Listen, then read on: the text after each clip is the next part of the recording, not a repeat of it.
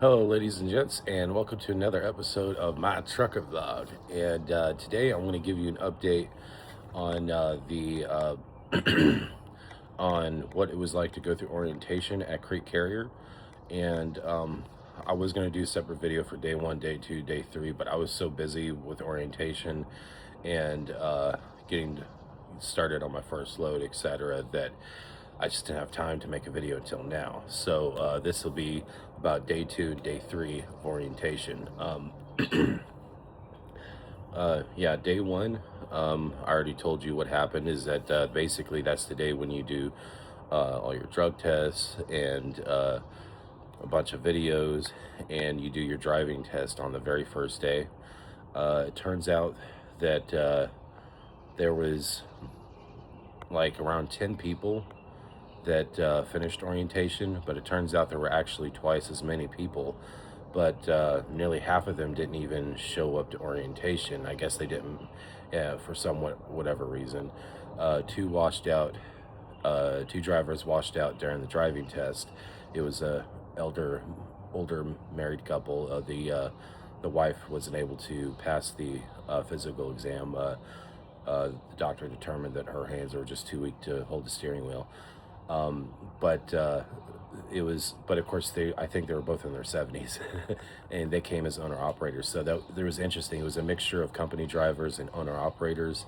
Some were there for the 21-day fleet. Some of them were there for Schaefer. I didn't meet anyone there that was for the flatbed fleet. I think it's called Hunt. Not sure. And yeah, the reefer fleet, I think that's called Schaefer. And then of course it says, I'm with the Crete 21-day dry van fleet. The dry van fleet, they have red trucks. Schaefer has blue trucks. And then there was on the operators, they obviously have their own trucks. And it was kind of cool. And one of them, no, let's say actually two of them that made it through orientation were people that were coming back to Crete because they went to go work somewhere else and the grass wasn't greener on the other side, which is a good sign. I thought that was cool. It was the first time I've ever been to an orientation at a new trucking job where a couple of people in the in orientation class were people coming back to Crete. That says a lot. Let's see. That was day one. And the day two, it was a lot more training videos and yeah, there's not much. Yeah, a lot of classes and stuff. Day three, same thing, except day three was the day that we actually got assigned our trucks. And if you already have your own kingpin lock, go ahead and throw it away or put it in storage somewhere. Don't bring it with you. The reason being is that whatever kingpin lock you have, Crete has a better one. And what's cool with them is that they give you a kingpin lock and a very heavy duty lock for your trailer. And it all comes in the same package because it turns out the set of keys that you get for your kingpin lock are also the same set of keys that unlock the really heavy duty lock they give you that you put on the back of your trailer, which is great. So because of that, I ended up just throwing away the kingpin lock that I already had. It was just that orange one that you get at Lowe's, and which is great. So that means less keys on my keychain. But anyway, yeah, I noticed that they had Kenworth T680s in their fleet, and I already know that, at least from what research I've done online, that Crete is in the process of phasing out the T680s, and that's why you mostly see Cascadias for Crete.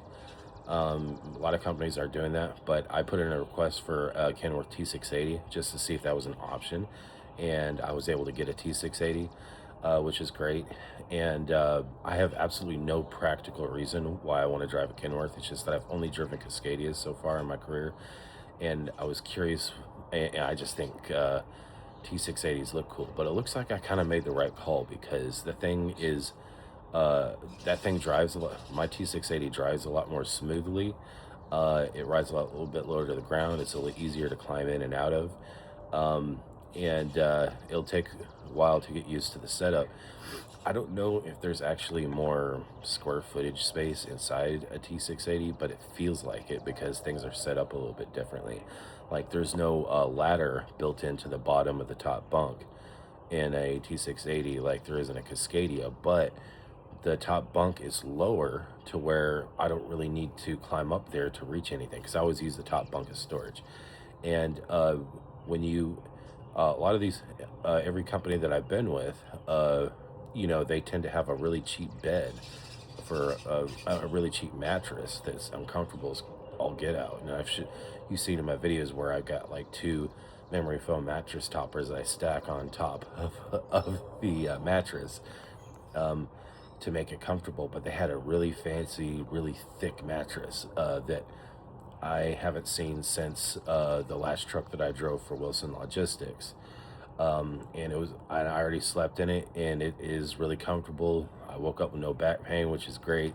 So that's just something to look forward to if you come to Crete.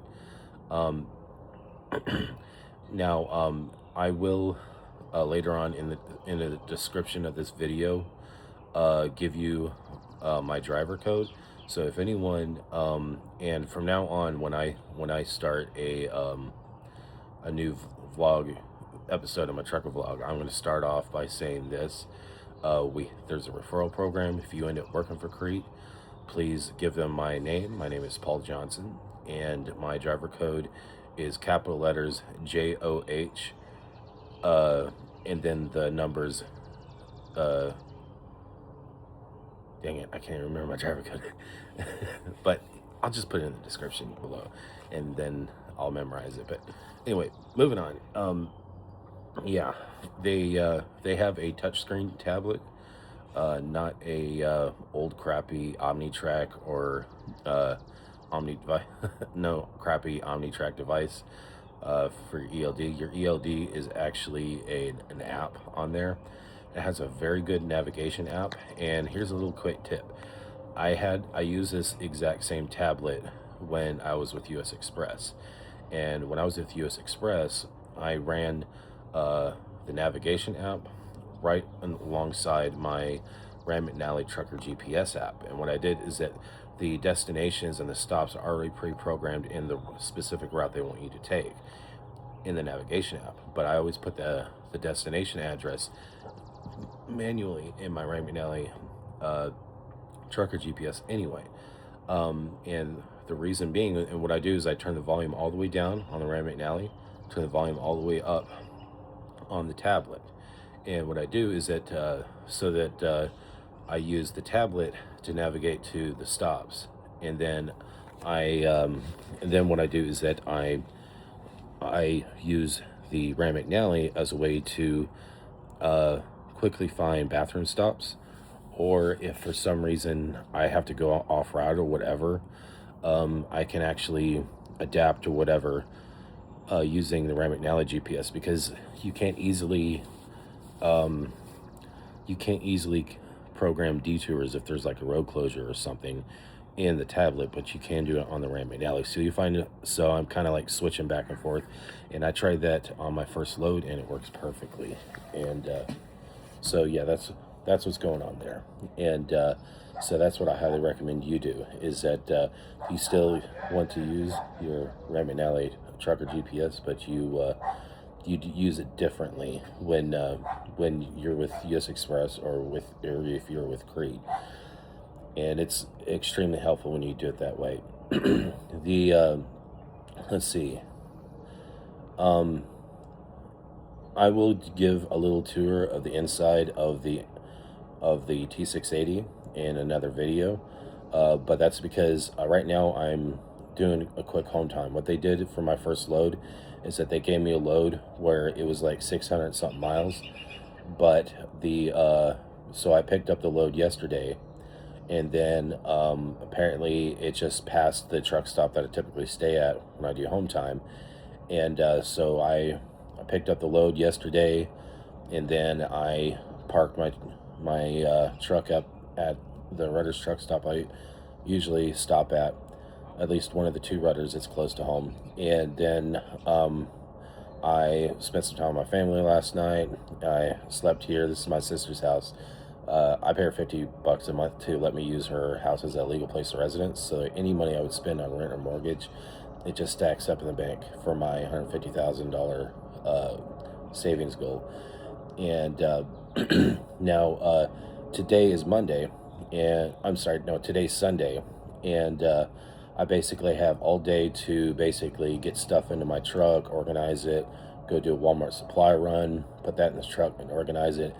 And then, according to my trip plan, I have until noon tomorrow to be in my truck and ready to go. And I'll be leaving sometime in the afternoon to actually finish the load and go deliver it. And there's an interesting thing that I want to say here. I've been working really hard to try to lose my weight. Uh, I went down to Mexico to volunteer for an aerospace project that I told you about in previous videos. And when I was down there, I dropped about 110 pounds. And then when I came back to the U.S., now when I was down in Mexico, all I really did was walk like 2 miles a day and just had really small portions and eliminated sugar from my diet. And when I came back to the U.S., I kind of cranked up my exercise routine, and I was like lifting weights, and I started training mixed martial arts to try to find a way to make exercising more fun. And I was training in like Muay Thai boxing, wrestling, Brazilian Jiu Jitsu at Nine Realms MMA, and I learned a lot there, and it was a lot of fun. But um, I was actually door dashing and delivering for Amazon at the time, and then I decided to be a trucker, so that's why I quit my membership at the MMA gym. And what's funny is that I lost a whole other pant size since I've been back in the U.S., but I gained 80 pounds since I went back to the U.S. And when I went to, and so it's like I was getting smaller but getting heavier, and it was really frustrating because I'm trying to lose all my weight because I still have another 110 pounds to go. And anyway, when I did a DOT physical, and I was asking them, hey, why am I getting smaller but getting heavier? And they checked my BMI, and I showed them some BMI papers that I took when I got a BMI done at a gym uh, right when I came back from Mexico. And they made the determination what happened is that I gained a crap load of muscle mass. And I didn't understand at the time that muscle mass is a lot heavier than body fat. And now when I started trucking, I've been trucking for about almost a year and a half now, I started to gain some weight again. And because my whole system of dieting, everything, and exercising just kind of like went right out the window, and I had to learn from scratch. And I finally slowly figured out how to eat a little bit more healthy on the road. And due to the DOT physical, I'm at a point now where I'm starting to lose weight again. I actually just dropped 10 pounds. But unfortunately, when I did the DOT physical at Crete, it turned out that my blood pressure and my blood sugar levels are crazy. And even though I'm trying to do the right things to get into shape and lose weight and stuff, I'm 40 years old, and I guess it's a little too late. And it looks like that I might be a type 2 diabetic. But I was raised by a registered nurse, and I know what that means is that if I can finish losing my weight, finish getting in shape, I could cure my diabetes just like I can cure my sleep apnea that I have. And so I was like, oh, great.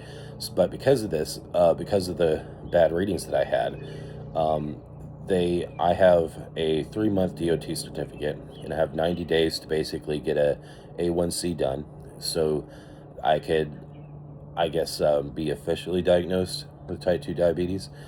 And then I had a conversation with the benefits department I was originally just going to call them to get a referral to acquire a physician for our first patient appointment, so I get the A1C ordered.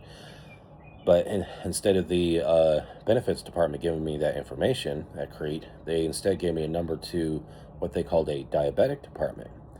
And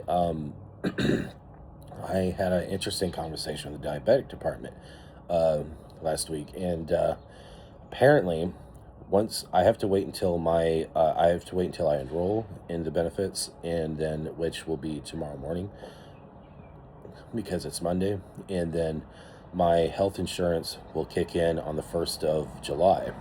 once my health insurance kicks in, I call that the diabetic department again, and then I enroll in some kind of diabetic program that is covered by my health insurance that I'll be getting at Crete, and they will actually, instead of me having to go through the whole mess of waiting who knows how long for a first patient appointment, have to drive to a certain place to go to that appointment, etc. Instead, it's a virtual healthcare program, which is a very new concept to me. Basically, what will happen is that they will mail me a A1C kit. So that means I would go home again briefly just to, I guess, put in a blood sample in the kit and then mail it off, and they'll do the A1C. Once that's all done, and they're able to determine that I'm type 2 diabetes, that that's when, if I need any medication, they will prescribe it. But I know that I'm not going to need insulin shots, because the fact that I'm still alive is an indication that I'm a type 2 diabetic. Because if you're type 1, you don't take insulin shots, you die. It's from what I understand. So, but I found out about Ozempic, about how that it's used for people in my position, and I did some research on Ozempic, found out the reason it has a bad reputation is because there's a lot of people that are not diabetic and they use it for weight loss, and then they wonder why their health gets screwed up. And it's like the equivalent mistake of like putting diesel fuel in a gasoline car. Yeah, things are not going to go well. But anyway, it turns out that the A1C thing, that's going to be free. The If I do end up getting a prescription of Ozempic through their diabetic program, it's going to be free. And also, I will have access to a professional nutritionist that will help me develop a good diet in order to more efficiently lose my weight. Because right now I've been like a bull in a china shop trying to develop a good diet, especially while on the road. And it looks like access to a dietitian, or I'm sorry, nutritionist or dietitian, whatever it's called, that access to that and utilizing one through the program is also free, because it's covered by the health insurance, which blew my mind. And I know Ozempic can be used properly in this context, because my mom is a diabetic, and she's been using Ozempic for almost a year, and she's almost completely lost her weight over it. And she's gotten off a lot of medications as a result. Me, I don't have any prescription medications. I mean, the only medicine I take on a regular basis is allergy medicine, Zyrtec. But yeah, but yeah, I just thought that would be some interesting information I want to share. Also, yeah, and I'm beginning to learn that there's a huge, and I want to tell you that there's an interesting difference between companies that require no experience versus companies that require some experience versus companies that require a minimum year of experience to work for them as a trucker. Is that I just finished getting through this learning process. This is old news to you. Old school truckers have been trucking for a while. But when I went to Wilson Logistics and went through the orientation, they put you in a nice hotel with fancy free breakfast and all that stuff, but they don't require any experience. All they require is a Class A CDL permit and a DOT certificate and a clean record. And then U.S. Express, and of course Wilson Logistics, they flew me out there. U.S. Express, it was a little more ghetto because they had to have me ride a bus there. But once I was there, it was in a nice hotel with a nice breakfast. It was kind of luxury experience, blah, blah, blah. And then when I went with Bar None, which requires 9 months experience, it was the same thing. But here I am at the first trucking job I've ever had where it requires a minimum year of experience.